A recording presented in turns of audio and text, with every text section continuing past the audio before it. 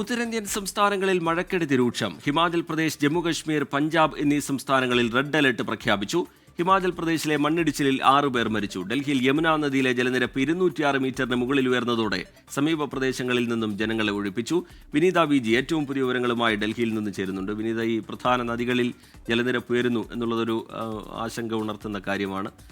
നിരവധി പേരെ ക്യാമ്പുകളിലേക്കടക്കം ഇതിനോടകം മാറ്റിയിട്ടുണ്ട്. ഏറ്റവും ഒടുവിലായി പുറത്തു വരുന്നൊരു വിവരം അത് ഹിമാചലിലെ മണ്ണിടിച്ചിലുമായി ബന്ധപ്പെട്ടാണ്. അവിടെ 6 മരണം റിപ്പോർട്ട് ചെയ്തിരിക്കുന്നു. പുതിയ വിവരങ്ങൾ എന്താണ് വിനീത വിജി?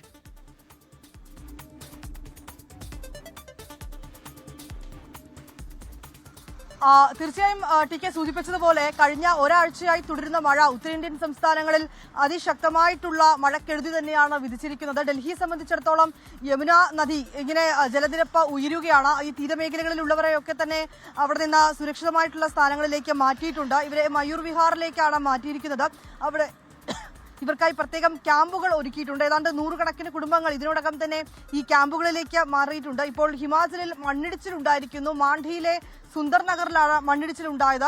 ഇന്നലെ രാത്രിയൊക്കെ ഈ മേഖലയിൽ കനത്ത മഴ തുടരുകയായിരുന്നു. ഇതിനിടയിൽ ഈ ശക്തമായിട്ടുള്ള മഴയിലാണ് മണ്ണിടിച്ചിലുണ്ടായത്. ഇതിൽ 6 പേർ മരിച്ചുവെന്ന റിപ്പോർട്ടുകളാണ് ഇപ്പോൾ പുറത്തുവരുന്നത്. ഈ മരിച്ച 6 പേരിൽ 5 പേരും 2 വീടുകളിലായി താമസിച്ചിരുന്ന ഒരു കുടുംബത്തിൽപ്പെട്ടവരാണ്. ഒപ്പം തന്നെ ആ മേഖലയിലൂടെ സഞ്ചരിച്ചിരുന്ന ഒരാളും ഈ മണ്ണിടിച്ചിലിൽ മരണപ്പെട്ടുവെന്നാണ് വിവരം. ആ മേഖലയിൽ ഇപ്പോഴും രക്ഷാപ്രവർത്തനങ്ങൾ തുടരുകയാണ്. ഒപ്പം തന്നെ ഈ പ്രശ്നബാധിത മേഖലകളിൽ ഈ മഴക്കെടുതി കനത്ത നാശം വിതച്ച പ്രശ്നബാധിത മേഖലകളിലൊക്കെയുള്ള വിദ്യാഭ്യാസ സ്ഥാപനങ്ങൾക്ക് ഇന്നും അവധി നൽകിയിരിക്കുകയാണ്. ഒപ്പം ടി കെ സൂചിപ്പിച്ചതുപോലെ പഞ്ചാബിലും ഹിമാചലിലും ജമ്മു കാശ്മീരിലും റെഡ് അലർട്ടാണ് കാലാവസ്ഥാ നിരീക്ഷണ കേന്ദ്രം നൽകിയിരിക്കുന്നത്. മണ്ണിടിച്ചിലിനും കനത്ത മഴയ്ക്കും സാധ്യതയുണ്ടെന്നാണ് പറയുന്നത്. അടുത്ത 3 മണിക്കൂറിനുള്ളിൽ ശക്തമായിട്ടുള്ള മഴ ഈ മേഖലകളിൽ ഉണ്ടാകുമെന്നുള്ളത് തന്നെയാണ് കാലാവസ്ഥാ നിരീക്ഷണ കേന്ദ്രത്തിന്റെയും മുന്നറിയിപ്പ്. പഞ്ചാബിലും ഒപ്പം തന്നെ ജമ്മു കാശ്മീരിലും ഉൾപ്പെടെയുള്ള വിവിധ മേഖലകളിൽ ഇപ്പോഴും രക്ഷാപ്രവർത്തനങ്ങളും ദുരിതാശ്വാസ പ്രവർത്തനങ്ങളും ഒക്കെ തന്നെ പുരോഗമിക്കുകയാണ്. പഞ്ചാബിൽ ഏതാണ്ട് 2000-ലധികം ആളുകളെയാണ് ഈ പ്രശ്നബാധിത മേഖലകളിൽ നിന്ന് സുരക്ഷിത ഇടങ്ങളിലേക്ക് മാറ്റിയിട്ടുള്ളത്.